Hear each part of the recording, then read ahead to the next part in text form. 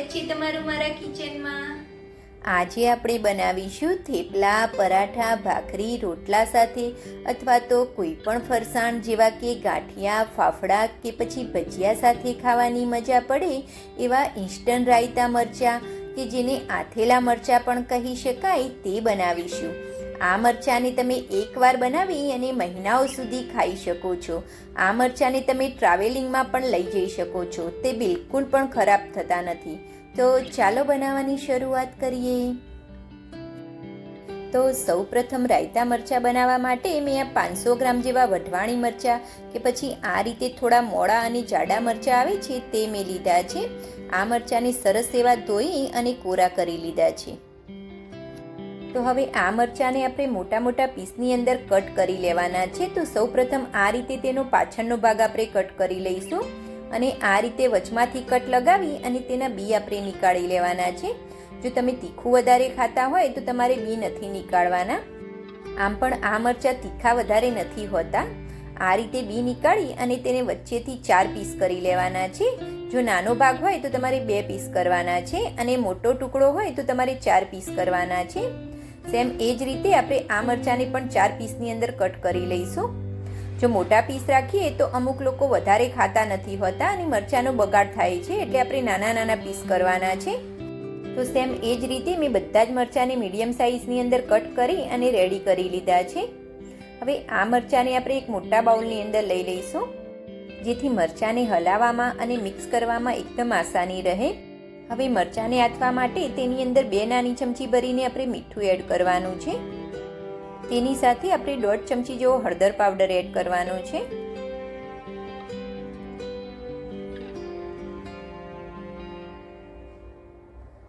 હવે મરચાંને બરોબર હલાવી અને મિક્સ કરી લેવાના છે।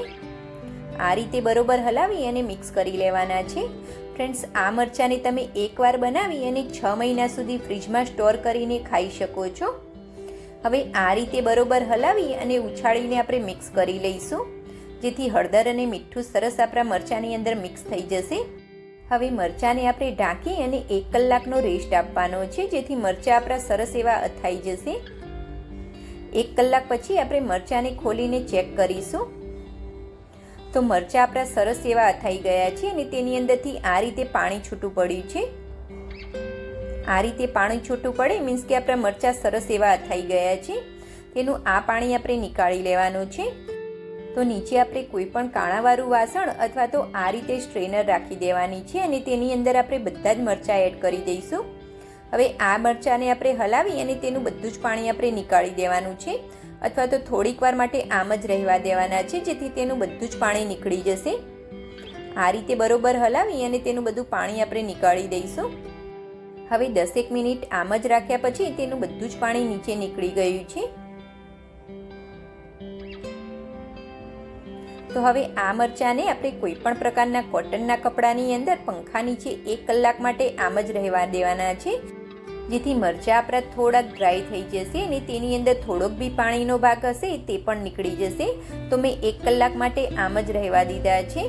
હવે મરચાં આપણા ડ્રાય થાય છે ત્યાં સુધી આપણે તેનો મસાલો બનાવી લઈશું। તો તેની માટે મેં 50 ગ્રામ રાઈના કુરિયા, 3 ચમચી જેવા ધાણાના કુરિયા, 3 ચમચી જેવા મેથીના કુરિયા અને 2 ચમચી મેં વરિયાળી લીધી છે। હવે સૌપ્રથમ આપણે એક મિક્સર જાર લઈ લઈશું। હવે સૌપ્રથમ તેની અંદર આપણે વરિયાળી, મેથીના કુરિયા અને ધાણાના કુરિયા એડ કરી દઈશું અને મિક્સર જારને બંધ કરી પલ્સ મોડ ઉપર એટલે કે રિવર્સ મોડ ઉપર તેને થોડાક દરદરા કરી લેવાના છે। એકદમ ફાઇન પાવડર ના થઈ જાય તેનું ધ્યાન રાખવાનું છે। થોડાક આપણે તેને દરદરા પીસવાના છે। હવે તેની અંદર આપણે રાઈના કુરિયા એડ કરી દઈશું અને એક જ વાર આપણે પલ્સ મોડ ઉપર ફેરવી અને તેને પણ થોડાક દરદરા કરી લેવાના છે। તો મેં બધા જ કુરિયા અને વરિયાળીને થોડીક દરદરી પીસી અને તૈયાર કરી લીધી છે। હવે આ બધા જ કુરિયાને આપણે એક બાઉલની અંદર નીકાળી લઈશું। બાઉલ આપણો થોડીક મોટી સાઈઝનો હોય તેવો જ લેવાનો છે, જેથી બધી જ વસ્તુ હલાવીને સરસ એવી મિક્સ કરતા ફાવે। હવે તેની અંદર આપણે મસાલાના ભાગનું મીઠું એડ કરી દઈશું। તો મેં 1.5 ચમચી જેવું મીઠું એડ કર્યું છે। 1.5 નાની ચમચી મીઠું એડ કરવાનું છે। તેની સાથે આપણે 1 નાની ચમચી હળદર પાવડર એડ કરી દઈશું। હવે બંને વસ્તુને આ રીતે બરોબર હલાવી અને મિક્સ કરી લેવાનું છે અને વચ્ચેની સાઈડ આપણે થોડીક જગ્યા કરવાની છે।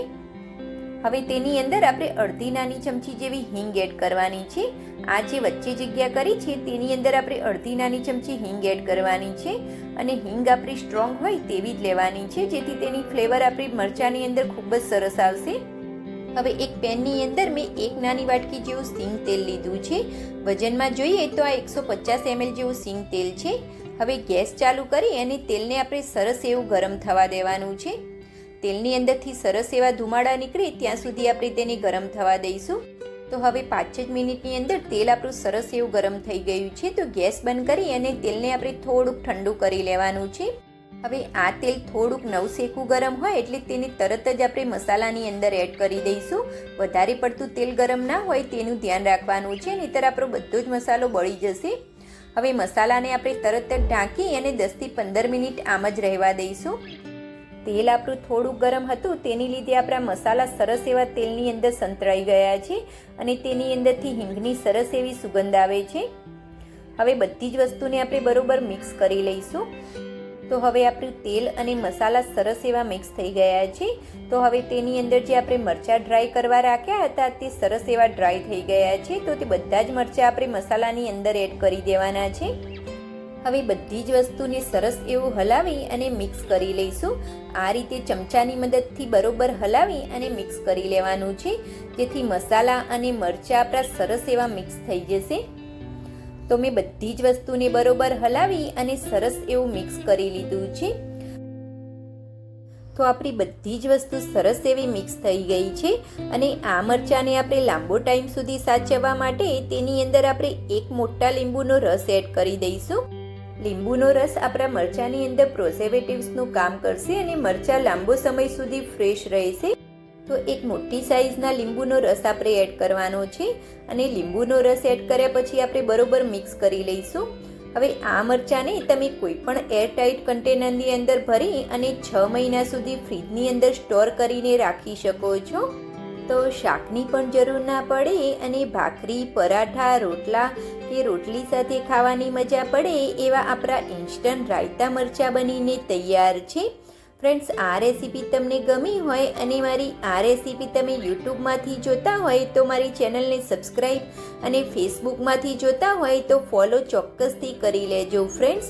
અને હા, આ રેસીપી તમે ક્યાંથી જોવો છો તે પણ મને કમેન્ટ બોક્સમાં જણાવજો. અને કોણ કોણ આ રીતે રાયતા મરચાં બનાવે છે તે પણ મને કમેન્ટ બોક્સમાં જણાવજો. અને આ રાયતા મરચાંની રેસીપી તમને ગમી હોય તો લાઈક પણ ચોક્કસથી કરી લેજો ફ્રેન્ડ્સ. Thanks for watching. જય શ્રી કૃષ્ણ.